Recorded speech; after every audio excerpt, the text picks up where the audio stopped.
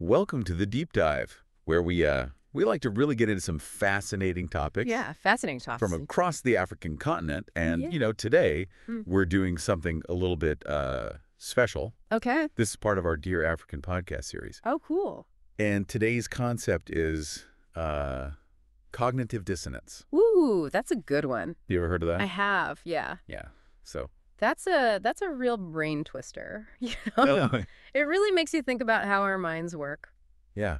And to kind of walk us through this mental maze, we have a really fantastic guest. Oh, who's that? This is Latian Kirashu. Oh, wow. Okay. And, he wears a lot of hats. I bet he does. He's actually a producer for this series. Oh, really? He's got over 27 years of media experience. Wow. He's a published author, a Christian influencer, and he's a pioneer in the world of AI in Africa. That's impressive. Yeah, and through his Kile member community. That's a cool name. So he really embodies, what this series is about. For sure. We want to dive deep into topics from a distinctly African perspective. Right. And so in this deep dive, we're going to be looking at his article called Cognitive Dissonance. Okay. And so in this article, he uses a really, I think, relatable example. Oh, okay. And that is listening to music with lyrics that you might find a little bit Objectionable. objectionable, yeah. Especially for children. Especially, yeah. Oh, yeah. If you have kids. Yeah, I think we've all been there. Like, that catchy tune comes on, and then you realize, oh, wait a minute. Yeah. These lyrics are not exactly G-rated. Yeah. Not really appropriate for young ears. Right. And that's exactly where this idea of cognitive dissonance comes in. Yeah, explain that a little bit. Yeah. So it's like you're enjoying the music, Right. but you also kind of know that maybe it's sending a message that you don't necessarily agree with or that you don't want your kids to pick up on. It's like a conflict in your brain. Right. Like part of you is like, this is a great beat. Totally. But then the other part is like, uh-oh, should I really be listening to this? Yeah. And if this is something that's really piqued your interest, Oh, for sure. and you want to learn more about Shu's insights, Tell me how. you can actually purchase his article, Oh, okay. Cognitive Dissonance, Okay. for just 5,000 Tanzanian shillings. That's a great deal. And you can reach him via +255-682-5056-51 to get a copy. Awesome. I'll definitely check that out. Yeah, so going back to this idea of conflicting beliefs, Yeah. Shu really kind of goes into the psychology behind cognitive dissonance. Okay, so break it down for me. And he's explaining that it really comes from this tension between what we believe Right. and how we actually behave. Okay. And so to kind of break this down even further, Right. he introduces these two really interesting concepts, UWASILISHAJI. which means delivery, Yeah. and ukweli, Fukwel. which means truth. Okay. And he's arguing that sometimes we get so caught up in the delivery of a message, Okay. how it's presented, the language that's used, Mm-hmm. that we kind of miss the underlying truth. Oh, I see. It's like we focus on the packaging instead of what's actually inside. Right. Like a really beautifully wrapped gift box. Exactly. It could be like the most stunning wrapping paper and ribbons. Yeah. But if the gift inside is something you don't need or, even dislike, the presentation, it doesn't really matter, does it? Yeah, right. It kind of loses its meaning. Right. It's all about the substance. Right. And Shu uses this example Okay. of a speaker addressing societal issues, let's say, Okay. with really strong language, maybe even offensive language. Oh, okay. I see where you're going with this. And so it really makes you question, should we just dismiss the entire message Right. because of how it's delivered? Right. Or can we look past that and say, okay, but is there some truth in here? Yeah. Is there something here that I should be paying attention to? That's tough, because sometimes the way something is said, it can be so off-putting. Yeah. Even if the message itself, like the core message, has merit, it really forces you to look at yourself and think like, okay, am I letting my own biases get in the way here? Right. Am I judging the messenger instead of the message? Totally. And to kind of drive this point home, Okay. Shu brings in this biblical analogy Okay. This from Matthew 23.27, Right. where Jesus is criticizing hypocrisy, Mm-hmm. and he's comparing it to tombs that are whitewashed on the outside, but inside are full of dead men's bones and every kind of impurity. Whoa, that's a That's a powerful image. Right. I mean, that really paints a picture in your mind. Yeah, and it connects so directly back to his argument Okay. about focusing on the outward appearance over the inner realities. It's like that saying, you can't judge a book by its cover. Right, exactly. We can't just ignore what something is saying just because we don't like how it looks. Yeah.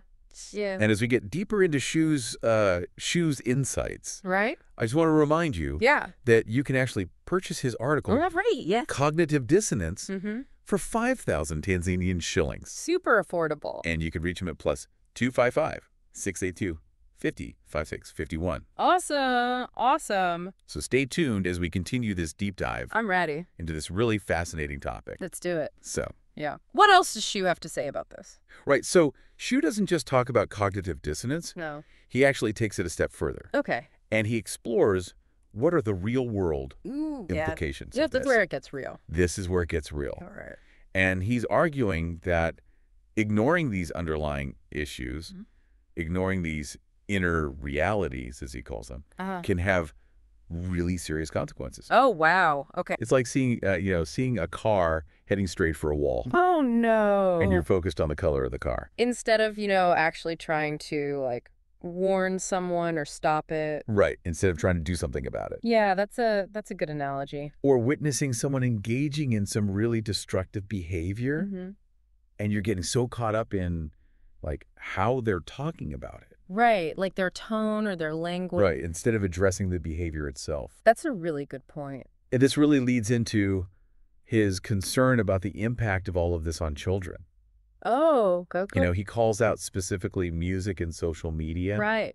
And he highlights how some of this content that could be considered harmful. He even mentions, things like girls on girls and booty holes imagery. Oh. It's becoming more and more normalized. Yeah, it's definitely a trend we're seeing. It's everywhere. Yeah, and it raises all these questions about desensitization. Right. About the values that we're kind of subtly absorbing. Yeah, what happens when we just get so used to seeing that kind of stuff that we don't even blink an eye anymore. It just becomes normal. It's scary. And this is something that a lot of parents are really wrestling with. I bet. And that Shu is really, really wants us to think about. Okay. And while we're thinking about these really weighty questions, I just want to remind you that you can access Latin Kira Shu's really, really thought-provoking article, Cognitive Dissonance. Okay.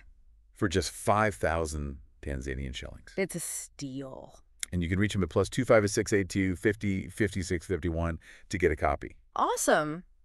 And stay with us as we continue to dive deeper into this topic. I can't wait. So, what I really appreciate about Shu's argument here is that he doesn't just point out the problem. He actually offers solutions. Right. And not, theoretical ones, but concrete actions that we can take. Yeah. It'd be so easy to just kind of throw up our hands and be like, well, that's the world we live in. There's nothing we can do. Right, yeah. But he doesn't let us off the hook that easily. Yeah. He really emphasizes this power of choice, reminding us that we can be selective about the content we consume, the messages we support, even, the companies we choose to do business with. Right. And he puts his principles into practice. Yeah. He actually encourages listeners to support positive initiatives. Okay. Like his company, ESPIA, IC's Pictures Worldwide. Oh, cool. It's about aligning our actions with our values. Right. It's like putting our money where our mouth is. Exactly. Yeah. And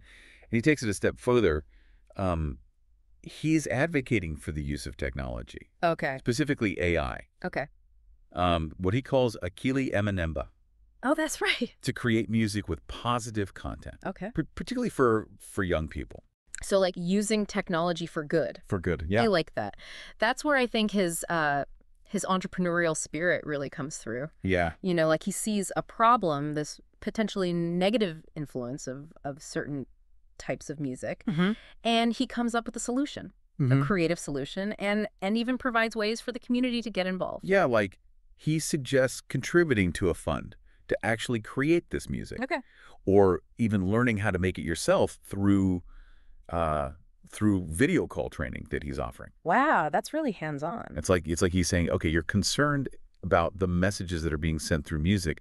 Let's create an alternative. I love that, yeah. And he even mentions tailoring this music to different genres. Oh, cool. So it's not just one style. It can really resonate with different tastes. Yeah, that makes sense. Meet people where they are. Yeah. And use that creativity to counter the negativity. Exactly. That's powerful. And speaking of creating positive change, Yeah. I just want to remind you that you can support Latin Shu Okay. by purchasing his article, Cognitive Dissonance, Right. for just 5,000 Tanzanian shillings. Very affordable. And you can reach him at +255 682 556 51 to get your copy. Awesome. So, something I find really fascinating about Shu Yeah. is how his faith plays such a significant role Oh, interesting. in his worldview Yeah. and how he approaches these issues. Okay. He's very open about his Christian faith Yeah.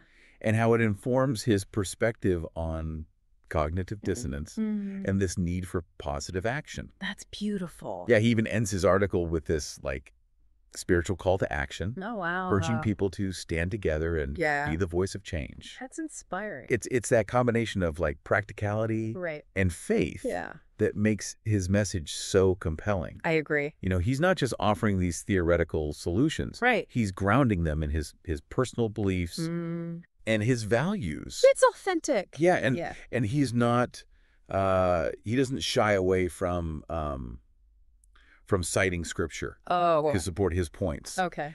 He references a verse from Ephesians, Okay. urging people to not just ignore the evil they see, Right. but to actively condemn it. Wow. So it's a powerful call to action. Yeah. It's a reminder that we don't have to be these passive bystanders. Mhm. We can choose to be agents of change. Love that. And this brings us back to this core concept of cognitive dissonance. Yeah. Shu is challenging us Yeah. to examine our own lives, to Yeah. confront those areas where our actions might not be aligning with our values. Right. Those tricky spots. It's like looking in the mirror and asking yourself these tough questions. Okay. Am I contributing to the problem or am I part of the solution? Yeah. Am I living in accordance with what I believe?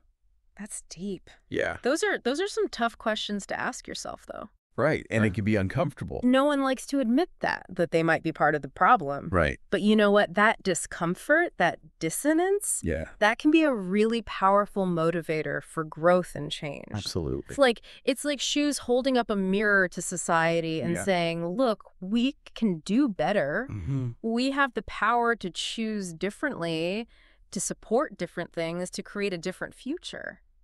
Absolutely. And I really appreciate Yeah. that he's not preachy about it. No, he's not. He's having a conversation. Yeah. He's offering insights and he's inviting us to join him on this journey of awareness and action. It's an invitation. I like that. It's a really important message. Especially in today's world, Absolutely. where we're just constantly bombarded with information, with these conflicting messages. It's overwhelming. It is. It's a lot. Yeah. So Shu is urging us to be more discerning, more critical, more intentional about what we consume, about what we create. He's calling for a conscious awakening, a shift in how we engage with the world around us. Wow, I like that. A conscious awakening. Yeah, and that shift starts with understanding the power of our own minds, Okay. the role that cognitive dissonance plays in our choices, Right.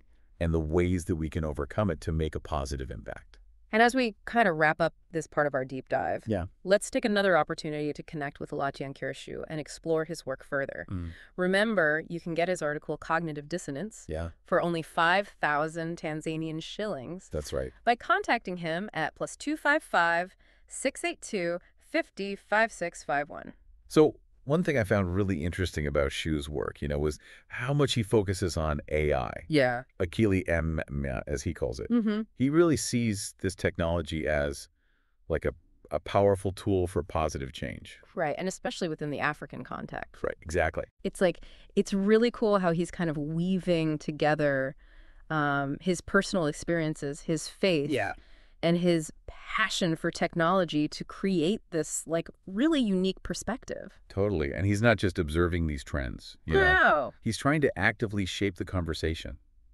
Yeah, he's actually offering solutions. And he's offering solutions, exactly. He's not just talking about the theory of AI. Right. He's showing, how it can be used for real world problems, for real opportunities, Absolutely. to like empower communities. And his work with the Akila community is a perfect example of that. Yeah, it's really inspiring. Yeah. Especially, for young people in Africa Yeah. who are looking for role models, who are putting boundaries, challenging the status quo. Exactly. I mean, Shu is like a perfect example of what's possible. Yeah. When you combine your talent with hard work and you really believe in your purpose.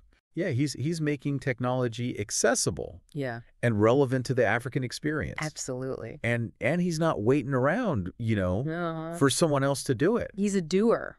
He's a doer. He's taking initiative. Yeah. He's paving the way for others. I love that. And that brings us back to this idea of cognitive dissonance. Okay. He's challenging us to not just be consumers of technology, but to be creators. Right. To use these tools to shape the world we want to see. Yeah, so it's about recognizing our own agency. Yeah. And understanding that we actually have a role to play. Right. In shaping the future. Yeah, we don't have to just sit back and watch it happen, No, we can be active participants. Exactly. In shaping the narrative, challenging the status quo, and creating, a more just and equitable world. A better world, yeah. Yeah, and sometimes, that means confronting some uncomfortable truths. Yeah. Questioning our own beliefs, being willing to change our minds. And it can be hard. It's not always easy, but as Shu shows us, it's so important for growth and for making a positive impact. Well said. And I think, on that note, we've kind of reached the heart of Shu's message. Yeah. Remember, he ends his article with that really, really simple but profound reminder. Yeah. Stay blessed and stay focused. Amen. Such a good reminder. It's a message of hope, of resilience, or of like unwavering faith in our ability to make a difference. I love that. Yeah, and it encourages us to hold on to our values. Yeah. To keep striving for positive change. Yeah. And to never lose sight of what matters. It's a call to action. It is. Yeah. And it resonates really deeply, especially in a world that can feel really overwhelming and chaotic sometimes. Clearly, it can feel that way. It can, but, Shu reminds us that we have that power within ourselves to choose differently, to act with intention, and to create a brighter future. I love that. And on that really inspiring note, we want to thank you for joining us for this deep dive. Yeah, thanks for listening, everybody. Into the world of Latien Shu. He's amazing. And his insights on cognitive dissonance. Yeah, hopefully you found this conversation as thought-provoking and as insightful as we did. Absolutely. We had a great time. We did. And if you enjoyed this episode and you want to learn more about Shu and his work, yeah, definitely. We encourage you to dive in to check it out. Yeah, he's a really fascinating person. He is. He has so much to offer. And remember, you can connect with him directly at +255 682 50 56 51 to support his ventures. Yeah. Or to purchase his article Cognitive Dissonance for 5,000 Tanzanian shillings. It's a great read. It is. And if you enjoyed this episode of The Deep Dive, be sure to tune in for future deep dives as part of our Dear African podcast series. We've got some amazing topics lined up. We do. That are going to challenge you, inspire you, and expand your understanding of this incredible continent and all of its diverse voices. Until next time, stay curious, stay engaged, and as Letting Shu would say, stay focused. Amen.